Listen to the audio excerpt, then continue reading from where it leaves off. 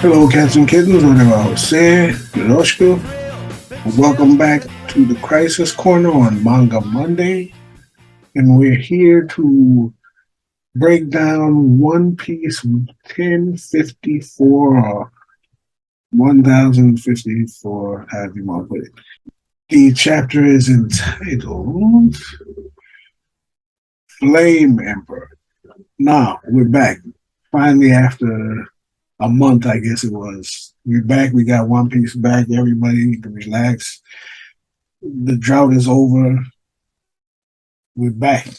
One Piece is back, so everybody can be happy again. All right.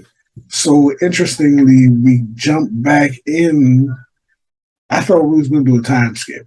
Personally, I thought it was going to be a time skip. There's going to be some passage of time, and some incident would occur that we would hear about after the fact regarding Green Bull and whatever. But we come right back as Green Bull is headed to take Luffy's head if he can.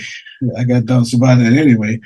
Um, so it's interesting. What I find interesting here is that on the opening page, I think that's Kinemon speaking where he says Denjiro and him. I think that's Kinemon saying Denjiro, and then Denjiro, I guess, is saying you know this too, which makes me think they're using observation hockey and they noticed that Green Bull was coming, so they went out to meet him. That's my guess. I can be wrong. You let me know. So we catch up with them meeting Green Bull before he gets to the capital.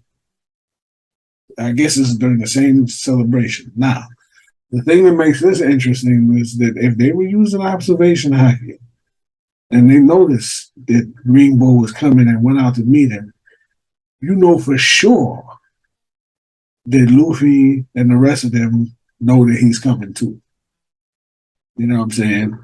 Nobody that dangerous can approach the island.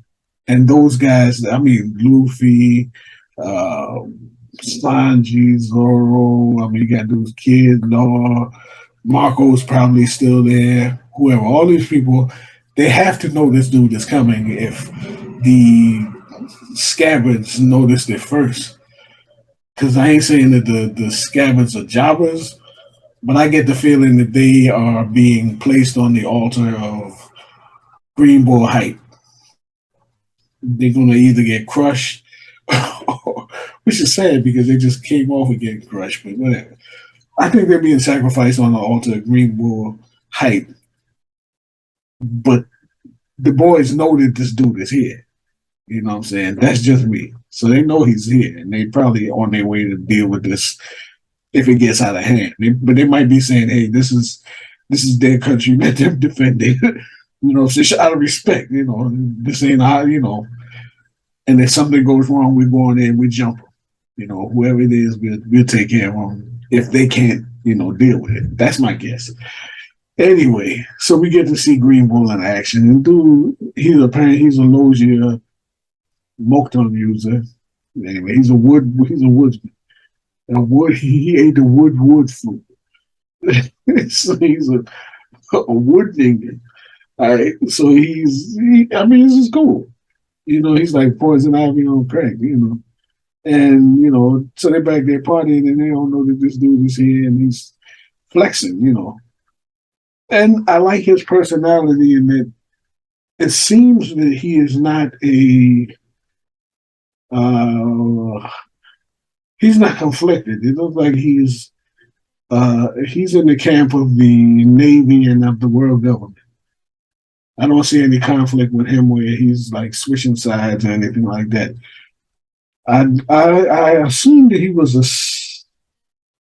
for some reason I thought he might have been from 102, and he might yet still be, but it seems like he's not gonna be one of those guys that's gonna be like palling up with them and joining the good guys and stuff like that. Not a Fujitora type.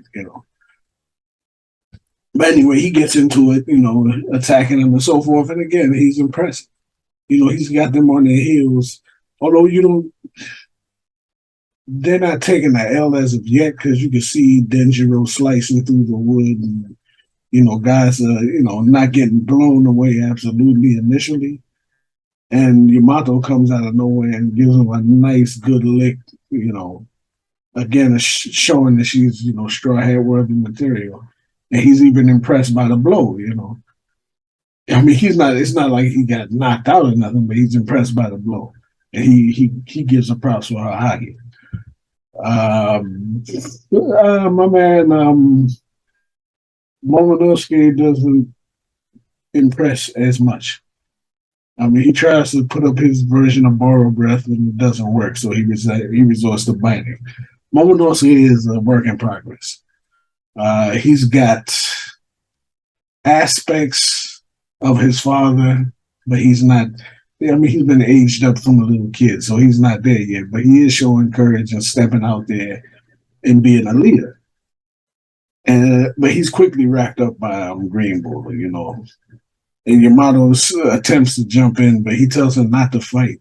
And I'm wondering why. Maybe it's because he's the shogun and he wants to do this himself or something like that. I haven't got that. I don't know about that. But he tells Yamato, you must not fight. I don't know.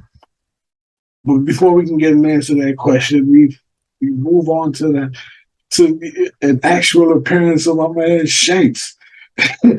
Shanks shows up. Okay, cool. He's like a unicorn, a Bigfoot. You see him every once in a while, and that's about it. So, in a nutshell, the crew is excited. He's near Wano. It says at sea near Wano, which is interesting because he says that he has to take care of Bartolomeo first because Bartolomeo is like scandalizing his name. You know what I'm saying? He's slandering his name by burning down his flags and giving Shanks territories to Luffy, planting Luffy's flags on Shanks' territory, which means he got to go and deal with him. Feel bad for Bartolomeo because I don't see him having a chance against the red-haired pirates. And it seemed like they still burned up lime juice. I think he's still burned up about Kid, which means if they went to Wano and saw a Kid, and I mean, they was expecting him to be there. And they're still talking about he got to pay for picking a fight with us. He lost his arm, man. What you want? But all of that aside, Shanks is saying, no, we're not going to see him right now. We got to take care of Bartolomeo first, which makes me think, is Bartolomeo near Wano? Does Shanks have territory near Wano, which is weird because that would mean that his territory was right up against Kaido's. So why go past near Wano to get to somebody else that you're dealing with, unless he's just nearby? So all of this must mean that it's going to tie into the movie, maybe, and we'll find out there. But I'm not sure. Again, I'm not sure. But it's cool to see. It's cool to see Shanks reflecting on the past and how he got the Goma Goma no Mi or whatever it's actually called. Robbing it from a Navy ship. He said there was some CP9 people on there, and he was like, nothing to worry about. Let's do it. Sure, he was hardcore from the get-go. I'm assuming this is before, this is before he became an empress. And this is, dude was just hardcore. It was robbing Navy ships straight up with CP9 people on board, so Shanks was a monster. But it does raise this question. Why? Because in the final epic panel with Shanks is that he tells Beckman, I think it's time to make our move. Let's claim the One Piece. So was getting the One Piece contingent on Luffy first becoming a great pirate as if he needed some kind of rival go up against to get the One Piece? Or was it that he needed somebody to awaken the Goma Goma no Mi or whatever it's called for some purpose? Don't know. Again, this is a little bit of a mystery because there doesn't seem to be any animosity. It just seems like he's happy. He's proud of him. He's got a big bounty. He's become a great pirate. Now, did he specifically need Luffy to become a great pirate? And if so, why? Was it tied into Luffy himself or was it tied into the Devil Fruit and it being awakened? I don't know. Why did he steal it in the first place? I don't know. It is interesting.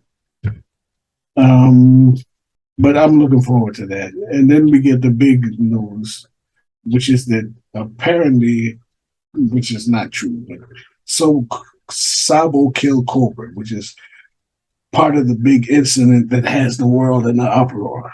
Um, apparently, during the revelry, Sabo and his crew liberated Kuma, killed Cobra, and kidnapped Vivi. And also, 8 nations have seceded from the world government. And there's this Sabo is looked at as some kind of a god, some kind of a fire emperor, and as a beacon for the people of revolution. Even seems like even more so than Dragon himself.